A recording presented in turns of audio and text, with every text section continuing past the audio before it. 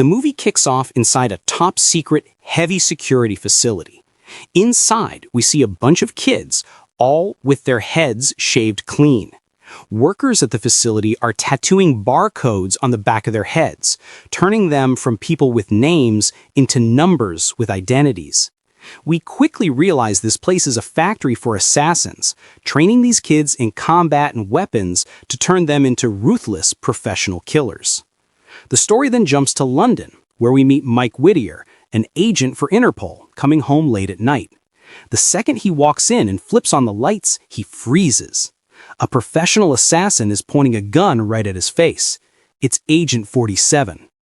Cool as a cucumber, Agent 47 greets Mike and tells him he's not here to kill him, but just to talk. Mike is baffled and asks what they could possibly talk about, since he's supposed to be the next target. 47 scoffs, saying if he wanted him dead, he'd have been dead a long time ago. He's had countless chances to end his life, but chose not to. Right there, Agent 47 starts revealing the secrets of his dark life and how he became a hitman. He tells him that since he was a kid, he found himself in a mysterious facility run by the organization, where he was trained and molded into a human killing machine. Then he says to Mike, let's rewind 3 months, back to where it all started. 3 months ago in Niger, Agent 47 was assigned to take out a dangerous gang leader. That same day, the gang leader had found a traitor in his crew who was stealing from him. He had the guy tied up and tortured, but the man wouldn't talk. So the leader brutally cuts off the traitor's arm, threatening him with more pain until he spills. But when the leader looks at the man's tongue, he sees a weird string leading down into his body. The traitor confesses that an American planted a bomb inside him. At that exact moment, Agent 47 remotely activates the bomb, and the entire place goes up in smoke. Meanwhile, Agent Mike arrives in Niger and asks the head of the army for help catching a dangerous criminal. But the commander rudely shuts him down, annoyed that a Frenchman is asking for help in his country.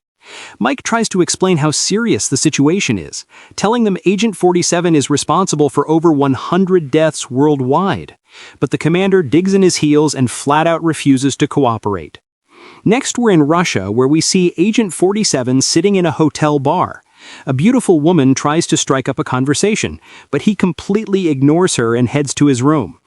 He checks his booby traps to make sure no one's been there. He sits at his laptop where he gets his assignments. The computer's voice congratulates him on his last job and gives him his new mission: assassinate the new Russian president, Mikhail Belikov. But this time, there's a weird catch. The hat has to be public, out in the open, so everyone knows he was assassinated. Agent 47 refuses at first because it goes against his strict protocol of killing in secret. The computer tells him it's the client's condition, and if he doesn't agree, the job will go to someone else. Reluctantly, Agent 47 agrees. A few days later, while President Belikov is giving a speech to a massive crowd, he sees his bodyguard suddenly drop dead. Before Belikov can even think about running, a sniper's bullet goes straight through his head, and he's dead on the spot. Agent 47 successfully completes his mission, blows up the building he was sniping from, and heads for the airport to get out of town. But then, he gets an urgent message from the organization. There was a witness, a woman named Nika, and he won't get paid until he gets rid of her. So he's forced to stick around in Russia. The next day, Agent 47 is face to face with Nika. But weirdly, she doesn't recognize him, or even try to run. Suddenly, a shot rings out, aimed at him, but it hits someone else. That's when he realizes the organization has sent another hitman to take him out. Agent 47 steals a car and speeds off. Meanwhile, Mike and his partner Jenkins arrive in Russia and watch the video of the assassination. But Mike discovers a huge surprise. The Russian president is still alive. He can't believe Agent 47 missed his target for the first time ever. Mike gets a call telling him which hotel 47 is staying at. When he asks how they're so sure, they say that doorman recognized him from a photo. Mike is stunned because they don't have any photos of Agent 47. Even though they feel like something fishy is going on, Mike and Jenkins head to the hotel with a SWAT team. In his room, Agent 47 gets a message on his laptop confirming the president is still alive, the mission failed, and he's not getting paid. He checks the news and sees the president alive and well. He's confused because he's sure he killed him. He asks the computer to reveal who ordered the hit, but it doesn't answer. Just then, Mike and Jenkins arrive to find the hotel surrounded by special forces. Mike tries to convince the commander not to storm the building, saying 47 has definitely taken precautions. But an officer named Yuri steps in and tells Mike this is their operation and he needs to stay out of it. The SWAT team storms the hotel, ready to take down Agent 47. At that moment, 47 gets a call from a mysterious contact in the organization, telling him the client was a man, his location has been compromised, and he needs to get out, now. 47 quickly packs his things, but then he hears the trap at his door go off. He immediately jumps out the window to the floor below, just before his room explodes, carrying an ice chest full of weapons to fight his way out. Mike yells to Jenkins that 47 will be in the third-floor elevator. Jenkins sprints up the stairs and waits. When the elevator doors open, Mike is horrified to see all the soldiers inside are dead. He tells Mike the gruesome news. Mike keeps searching the hotel until he manages to grab 47 from behind, threatening to kill him. But suddenly, a cleaning lady appears, and 47 uses the distraction to jump out a window and into the water below. Mike and Jenkins go to check 47's burned-out room. The SWAT commander tells them he lost 16 men to one criminal. Mike shoots back, that's because he was reckless, and he demands to take over the mission from Yuri. Meanwhile, Agent 47 buys a new suit and looks at a picture of Nika, clearly planning something. Mike and Jenkins find 47's weapons case full of advanced gear. Later, Yuri asks to speak with Mike alone. Mike suspects 47 is working for the CIA, and Yuri tells Mike to stay out of the case as long as he's in Russia. But Mike confronts him, saying Agent 47 never misses, and the person who was killed wasn't the real president. Yuri warns him again, so Mike decides to go rogue and uncover the truth himself. Agent 47 tracks Nika down to her hotel. When she opens the door, he throws her some flowers, then pulls a gun on her and takes her with him. In the car, Nika sees the dead driver but is too scared to say anything. 47 takes her to a secret hotel and starts questioning her. She admits she was at the assassination because she's the president's secret lover and he doesn't want their relationship to be public. He asks her how Belikov survived a bullet to the head, but she says she doesn't know. He threatens to kill her if she doesn't talk, so Nika breaks down and tells him the whole truth. Belikov didn't die. The man who died was just his body double. After getting the info, 47 notices a tattoo on her face, which instantly reminds him of the barcode the organization tattooed on his head as a child. Nika also tells him Belikov has a dangerous, arms-dealing brother named Udra. Agent 47 decides she has to stay with him.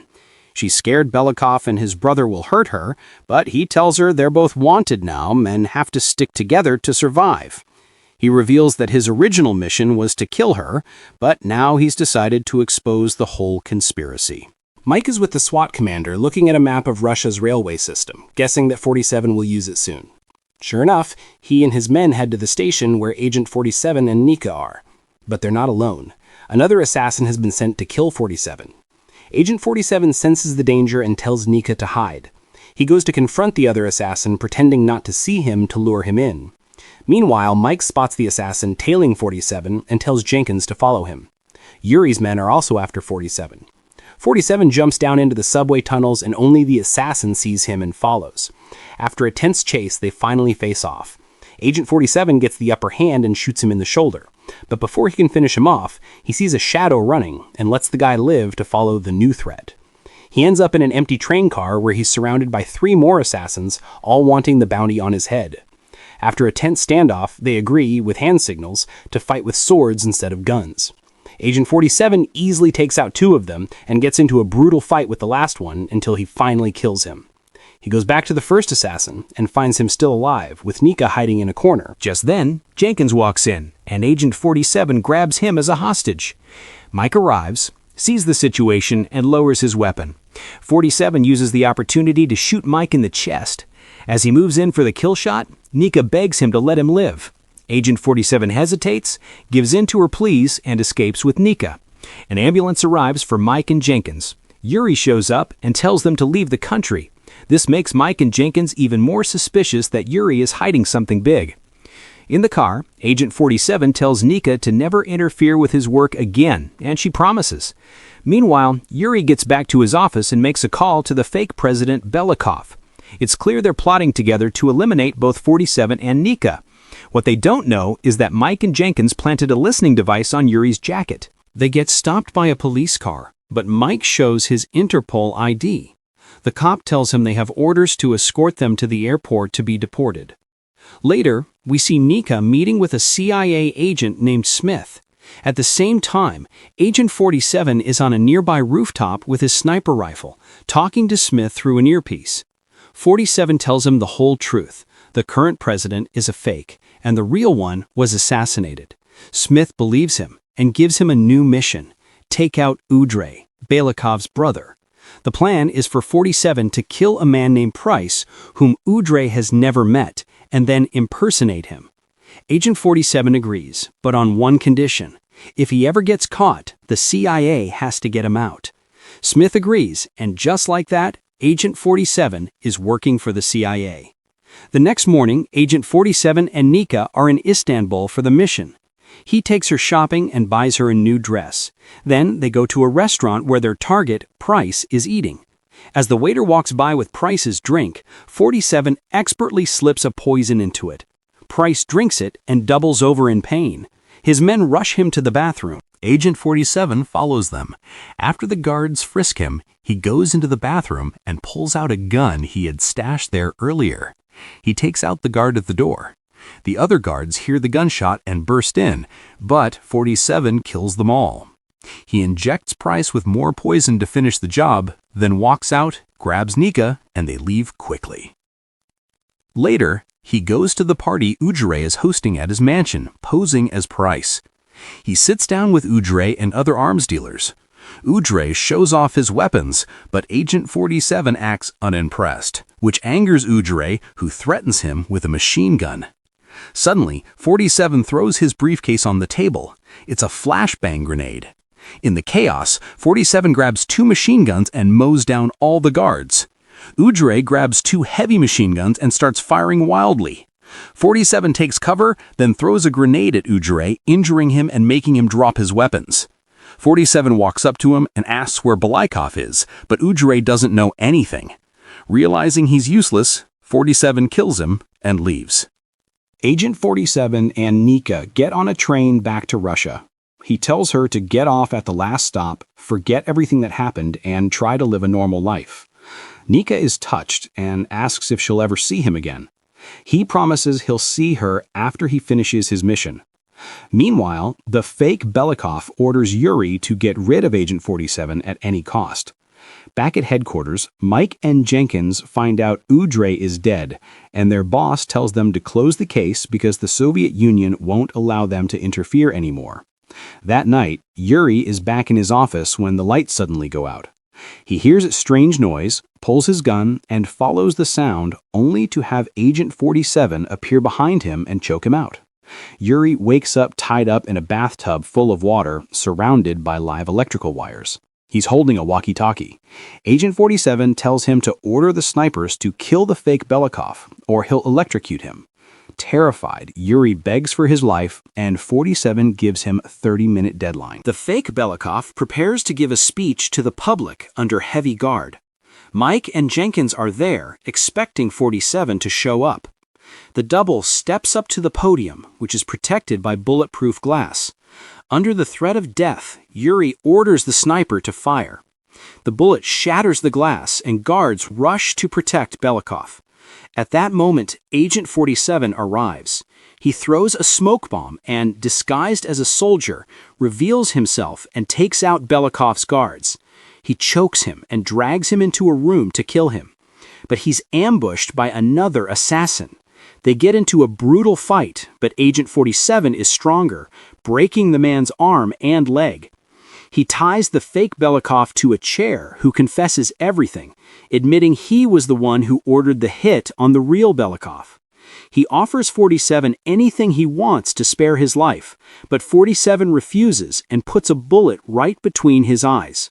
When the military finds out the president is dead, a helicopter starts firing on 47's location. He takes cover until it stops, then calmly sits down in the president's chair, ready to surrender. The police and SWAT team move in and arrest him. Mike puts him in his car. But halfway down the road, their car is blocked by several others. Agent Smith, the CIA contact, gets out. While Smith is talking to Mike, Mike looks back at his car and sees that Agent 47 is gone. We flash back to the first scene with Agent 47 in Mike's house. 47 tells him he wasn't there to kill him. He then shows him the body of another assassin who had come to kill Mike, explaining that he saved his life. Mike thanks him and Agent 47 leaves. In the final scene, we see Agent 47 back in Russia, watching Nika from a distance with his sniper scope. It seems he's fallen for her. And that's where the movie ends. And that's a wrap on our movie recap for today. If you enjoyed this summary, don't forget to hit that like button and subscribe to the channel so you don't miss out on our next video. Let us know in the comments what your favorite scene from the movie was.